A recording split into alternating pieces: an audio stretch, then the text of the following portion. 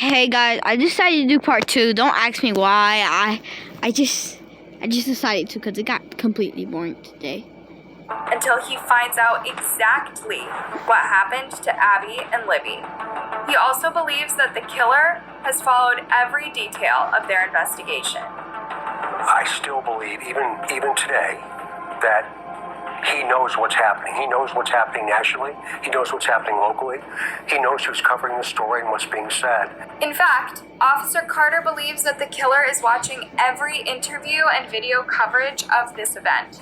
This could possibly even include the one that you are watching right now. He also wants the world to know that even though a lot of time has passed, this is nowhere near a cold case. They continue to gather more information every single day and receive tips from the community on a regular basis. They also have an extensive amount of evidence that they hope that one they will be able to share with the community. Anna Williams, Abby's mom, is looking for answers. Answers she knows she may never get. When asked what she would say to the person out there who knows what happened to the girls, she could only shake her head and say, "We pray every day that we'll have peace someday.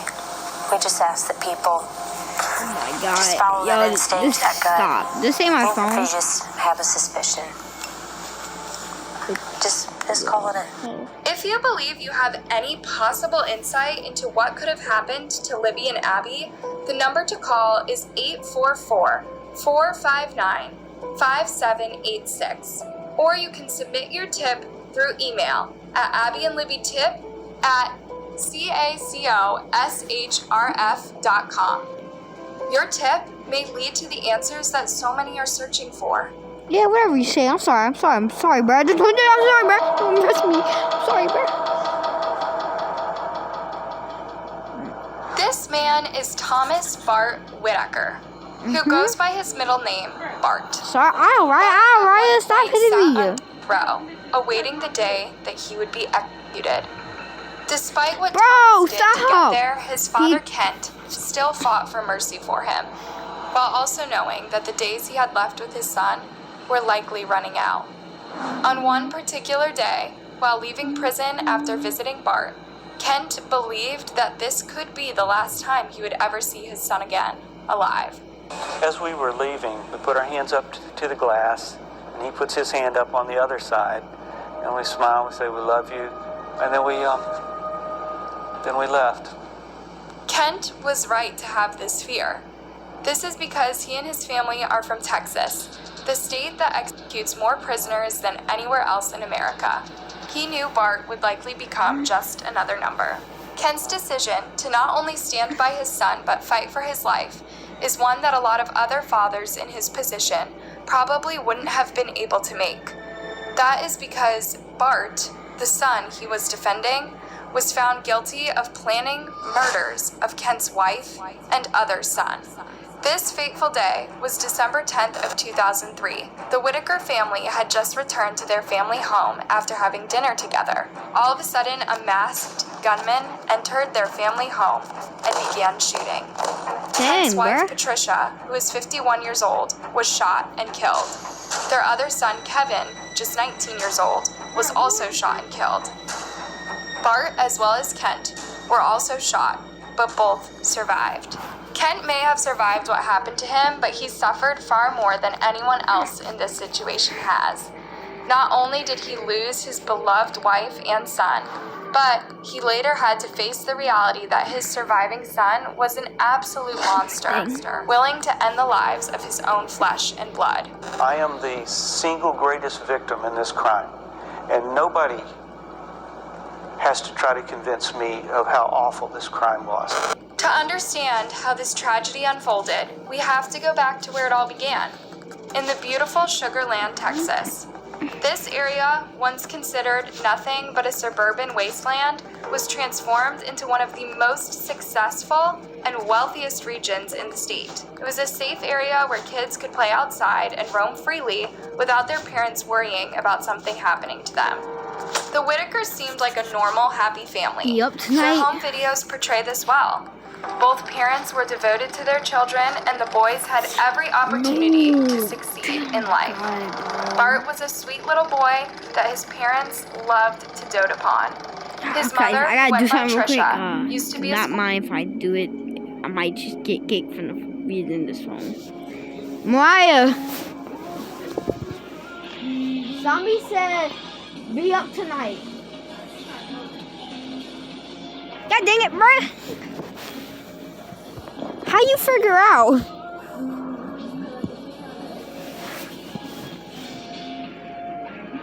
Oh,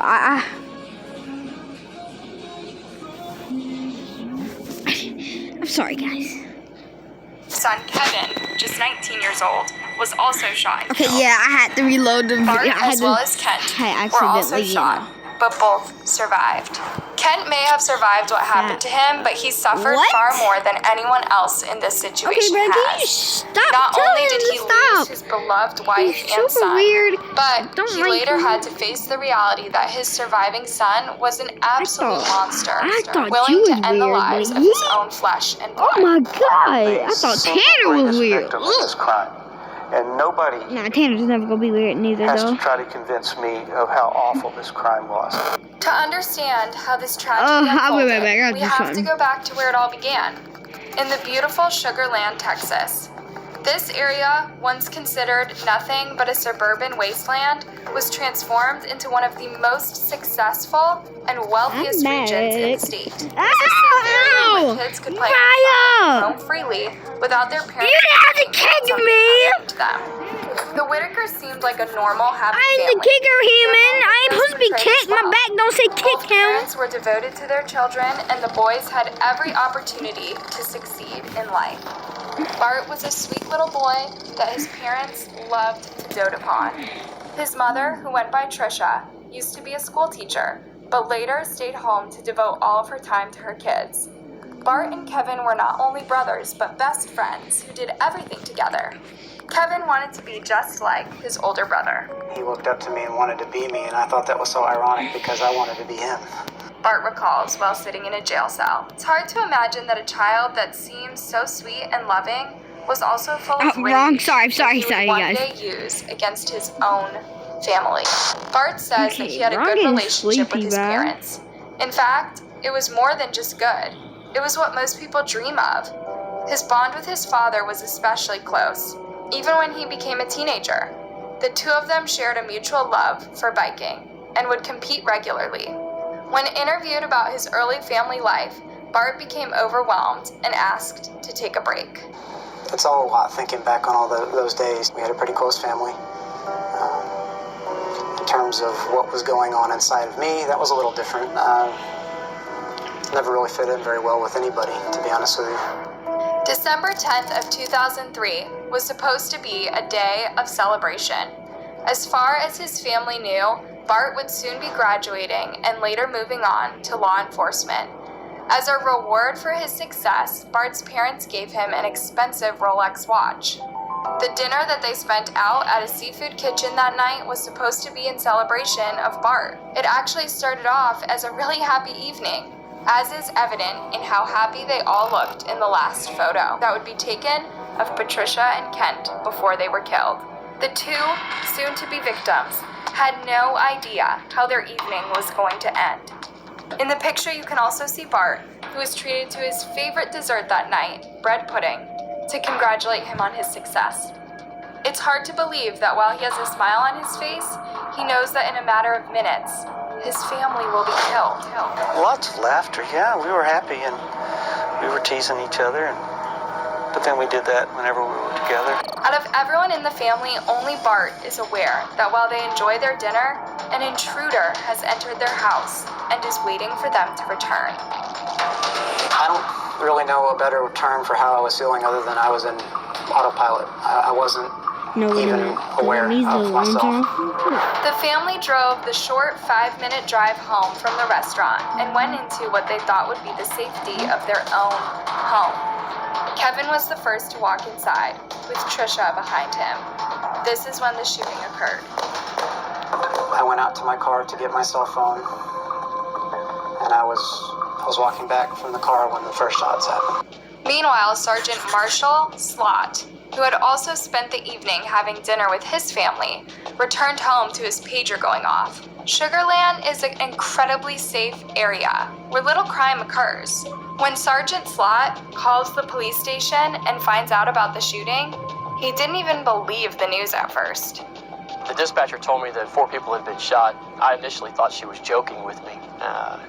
And I said, "You're kidding, right?" And she said, "No. I need you to respond to Sugar Lakes. A family of 4 has been shot." It's hard to imagine why someone who supposedly had it all would ruin everything in the blink of an eye. Bart doesn't try to deny that he had wonderful parents, but he still tried to end both of their lives. The scariest part about this is that there was no reason why.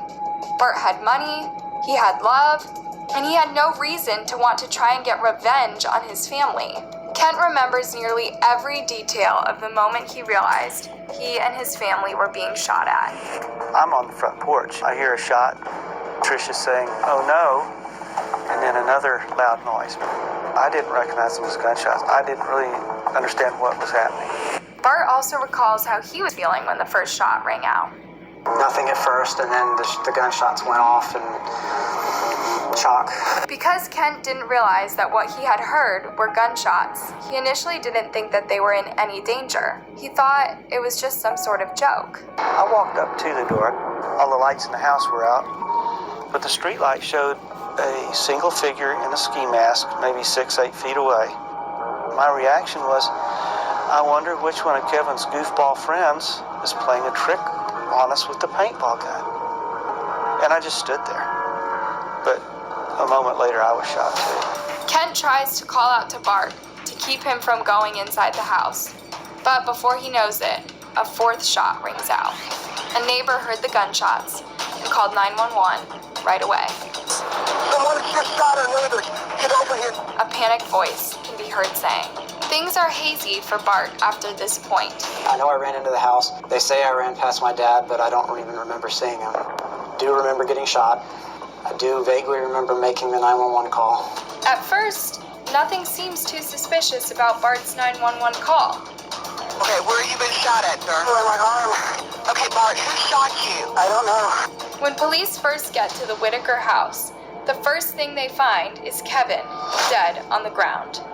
1 gunshot wound was found in his chest. Trisha is not yet dead, but she's in critical condition and needs to be airlifted to the hospital. She succumbs to her injuries not long after. Despite having been shot in the chest, Kent clings on to life. Meanwhile, because Bart was shot too, he appears to just be one of the victims in the scenario. He said, "I'm Bart." He said, "I live here. This is my house."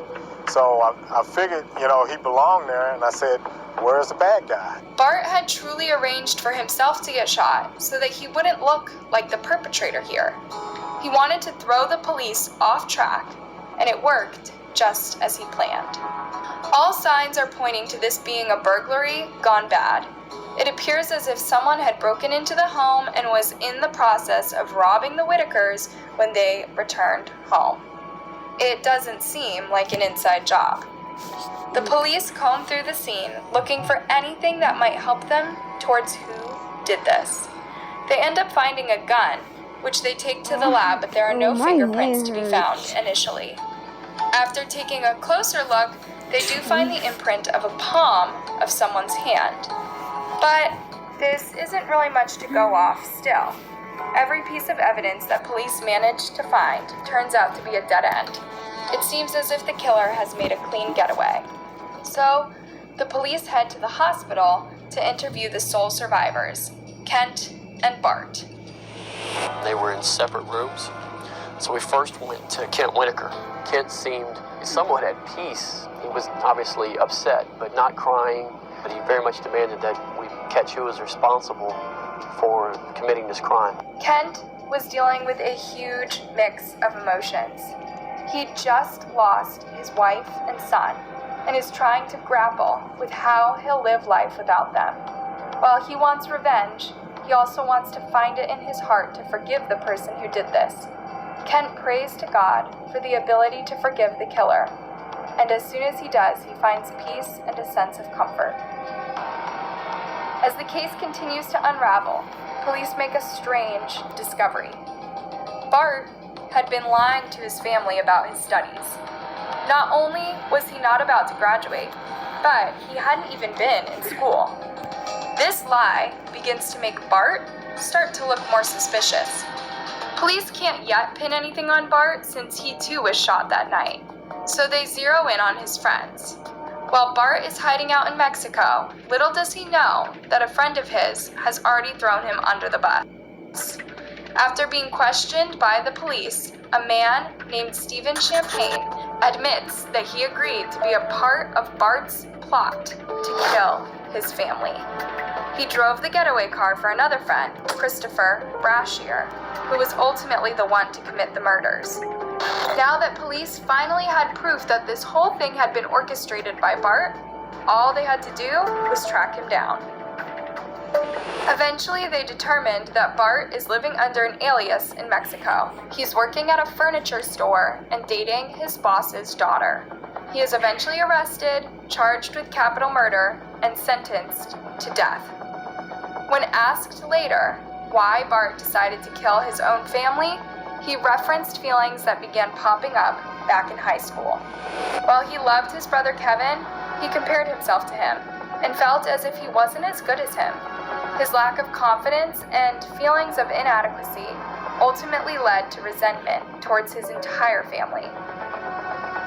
I don't think my dissatisfaction turned to outright hatred until high school. There was a point in there, I guess sophomore year, where I was just so tired of being me. I was tired of feeling like a failure all the time, and I started to blame them for the way I felt. And it wasn't something that I just decided one day, hey, I want to kill my parents. It was just something to try to ease the pressure a little bit. I wanted my life to be different. And however my thought process got there, I blame them for me. I blame them for being in existence. I wanted revenge for being alive. Despite the pain and heartache of learning that it wasn't some stranger that tore apart his family, we know that Kent ultimately chose to forgive his son. He didn't forgive him because he felt that he owed it to him as a father. He forgave his son because of the love he had in his heart for him, even after everything. I think he's changed, but I don't know that he has. I can't truly read his heart. I thought I'd read his heart for all these years. But I think I know him much better now. It's easy to look at this situation and wonder if Bart is just manipulating his father into forgiveness, which Kent admits could be true, but it doesn't change anything. He's proven he has. But my love for him and my forgiveness for him isn't based on him changing. That's between him and God and himself. Due much in part to Kent's fight for his son, Bart's sentence was changed from death by execution to live in prison without the possibility of parole.